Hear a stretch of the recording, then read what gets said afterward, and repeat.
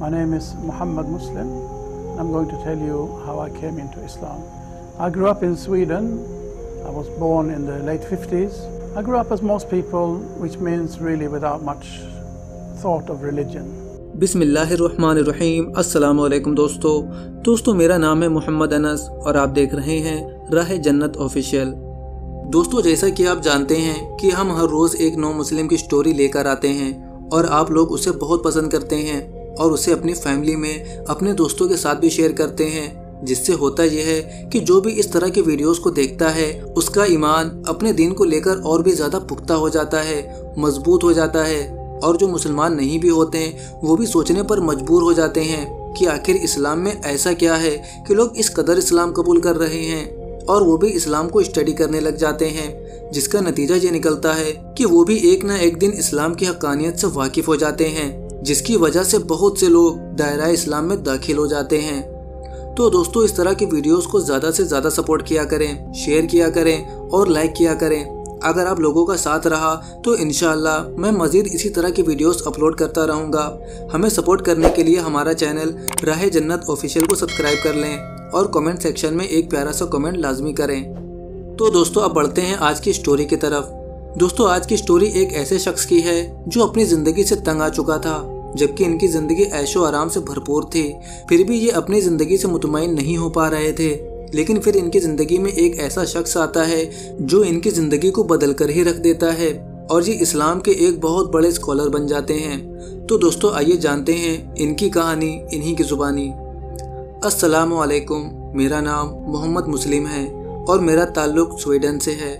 मैं आपको अपनी कहानी सुनाता हूँ कि मैं कैसे इस्लाम में दाखिल हुआ। मैं 50 के दहाई में पैदा हुआ और ये वो ज़माना था जब स्वीडन में बहुत ज़्यादा मुसलमान नहीं पाए जाते थे। उस ज़माने में ना तो टेलीविज़न और मीडिया इतना ज़्यादा मौजूद था और इंटरनेट का तो तसव्वुर ही नहीं था। बहरहाल उस वक्त मज़ाहिब की इतनी ज़्यादा जंगें भी नहीं थीं और ना मज़हब की वजह से मुआशरे में इतनी नफ़रत पाई जाती थी। मुझे मज़हब से कोई ख़ास लगाव भी नहीं था और मैं एक बेमतलब और बेकार सी ज़िंदगी गुजार रहा था। मेरे दिल में बहुत सारे ऐसे सवाल थे जिन्होंने मुझे परेशान कर रखा था। मसलन, मैं कौन हूँ, मेरी ज़िंदगी का मकसद क्या है, ये दुनिया क्या है और ये दुनिया क्यों है, वगैरह वगैरह। जब मैं अपने इर्द गिर्द देखता तो परेशान हो जाता। मेरे दिल में ऐसे बहुत सारे सवालात थे जिनके मुझे जवाब नहीं मिल पा रहे थे। And also I thought that all these questions that are going around in my mind, they have only one answer.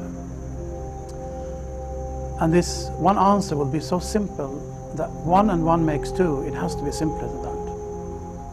But after this, it was as if there was a barrier. I could not get any further just by thinking and pondering and wondering by myself, as if I needed some outside assistance. There was a wall that I could not scale. मैं अपनी कहानी को मुख्तसर करूं, मैं सीधे उस वक्त पर आता हूं, उस वक्त पर जब मैं 20-21 साल का जवान हो चुका था और मुझे अपनी ज़िंदगी बेमज़ा और बेकार लगती थी। मुझे अपनी ज़िंदगी का कोई मकसद समझ में नहीं आता था।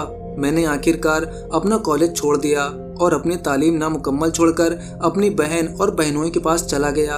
अगरचे ज़िंदगी के मुतालिक मुझे मेरे सवालात के जवाब नहीं मिल रहे थे, मगर मुझे इस बात का यकीन था कि उन सवालों के जवाब कहीं ना कहीं ज़रूर मौजूद हैं और एक ना एक दिन मैं उनके जवाब ज़रूर हासिल करूँगा। मेरी बहन और बहनोई स्वीडन के शुमाली हिस्से में शहरी आबादी से दूर थे। वहाँ उनका एक फार्म था और वो खेती बाड़ी के शोबे से मुंसलिक थे। वो उस ज़िंदगी को ही अपनी ज़िंदगी कहते थे। वो बहुत ही रिवायती और पुराने ज़माने वाला तर्ज ज़िंदगी अपनाए हुए थे। मुझे लगा कि शायद मैं उनके पास रहकर चीज़ों को बेहतर तरीके से समझ सकता हूँ। ये 70 या 80 के दहाई की बात है। उन्होंने मुझे अपने घर के पास ही छोटा सा कॉटेज रहने के लिए दे दिया। ये शहरी आबादी से दूर एक जगह थी जहाँ मेरे इर्द गिर्द खेत थे, पहाड़ थे और 100% एक कुदरती तर्ज जिंदगी था। तो हुआ कुछ यूं कि एक दिन एक लंबी सी दाढ़ी वाला एक आदमी मेरी बहन के घर आया। मैं नहीं जानता था कि वो कौन है और वो यहाँ क्यों आया है। उसी रात रहने के लिए जगह दरकार थी। मेरे बहनों ने उसे मेरे साथ एक रात रुकने का इंतजाम कर दिया और मैं रात का खाना खाकर उस शख्स के साथ अपने कॉटेज में आ गया। उस रात बहुत देर तक हम दोनों बातें करते रहे। तो आखिरकार मैंने उस शख्स से पूछा कि तुम इतने नरम दिल और खुश अखलाक कैसे हो। उसने कहा, मैं तुम्हें बताता हूँ कि ऐसा कैसे है। ये कहकर वो उठा और उसने अरबी में ऊंची आवाज में कुछ पढ़ा। मैं उस वक्त नहीं जानता था कि वो क्या पढ़ रहा है, मगर अब जानता हूँ कि वो अजान थी। इस अजान के बाद उस शख्स ने नमाज पढ़ी। And he stood out there in my little room. There was only one room really in the cottage. He stood up there in my cottage and without any hesitation said the Islamic call to prayer, the adhan. And then he started saying his prayers. I realize now it must have been the morning prayers. Having talked through the night, this was time for the morning prayers.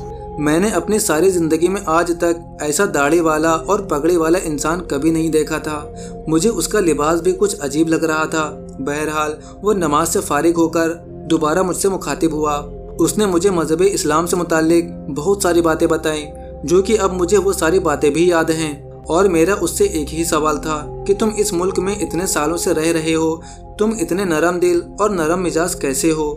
वो आदमी मेरे लिए जितना हैरान कर देने वाला था, उसके जवाब भी मेरे लिए उतने ही हैरान कर देने वाले थे। जितना वो खुद अजीब था, उसका जवाब भी उतना ही ज्यादा अजीब था। उसने कहा कि ये सब ज़रूरत और हिम्मत की बात है। अगर तुम सच्चाई को हासिल करने की ज़रूरत और हिम्मत रखते हो तो मेरे साथ पाकिस्तान चलो। वहाँ मैं तुम्हें अपने मजहबी पेशवा से मिलवाऊंगा, जिनकी गाइडेंस की वजह से आज मैं इस मुकाम पर हूँ। मैं उसकी बात सुनकर हैरान रह गया। उसने ये नहीं कहा था कि पैसे की बात है, पैसे खर्च करो। उसने ये नहीं कहा था कि वक्त की बात है, वक्त निकालो, बल्कि उसने कहा कि ये ज़रूरत और हिम्मत और हौसले की बात है। बहरहाल मैं उस शख्स से बहुत ज़्यादा मुतासिर हो चुका था और समझ रहा था कि यही वो शख्स है जो मुझे मेरी ज़िंदगी के हकीकी मकसद से आगाही फराहम कर सकता है, और यही वो मंजिल है जिसकी मुझे तलाश थी। अगले 10 दिन में हमने पासपोर्ट हासिल किया, पाकिस्तान के वीज़ा के लिए अप्लाई किया और मैं उस शख्स के साथ पाकिस्तान चला गया। मैं ये कहूँ कि वो खुशकिस्मत रात जो मैंने उस शख्स के साथ गुजारी, वो वही रात थी जिसने मुझे बदल कर रख दिया। और वो रात गुजरी और अगली सुबह मैं मुसलमान हो चुका था। मैं उस शख्स के साथ पाकिस्तान गया। वहाँ रमज़ान का महीना शुरू हो गया। मैंने अपनी ज़िंदगी का पहला रमज़ान मुबारक पाकिस्तान में गुजारा। फिर हम मराकेश चले गए और मैं 3 महीने उसके साथ मराकेश में रहा। इसके बाद हमने यूरोप के बहुत सारे ममालिक के दौरे किए और हम ऐसी बहुत सारी जगहों पर गए जहां मुसलमान रहते थे। इसी तरह मैंने उस शख्स के साथ उसकी शागिर्दगी में 2 साल गुजारे और उससे बहुत सारा इल्म हासिल किया, इस्लाम सीखा और समझा। बस आप यूं कह ले कि उस रात वो मेरे लिए रहमत का फरिश्ता बनकर आया और मेरे अल्लाह ने ही उसे मेरे पास भेजा था। उस एक रात ने मेरी जिंदगी बदल कर रख दी। इसके बाद मैंने यहाँ स्कॉट होम में एक मुस्लिम कॉलेज में अरबी सीखी और इस्लामी तालीमात सीखी, और यहाँ से स्कॉलरशिप मुकम्मल करने के बाद मैं आजकल स्कॉट होम की मस्जिद आयशा में इमाम मस्जिद के फ़राइज़ सर अंजाम दे रहा हूँ। So at the moment I'm working as the Imam in Masjid Aisha in the city center of Stockholm, and I'm also working as a teacher of Islamic studies and Arabic language, among other things, in a Muslim adult education college or a community college also situated in Stockholm in Sweden.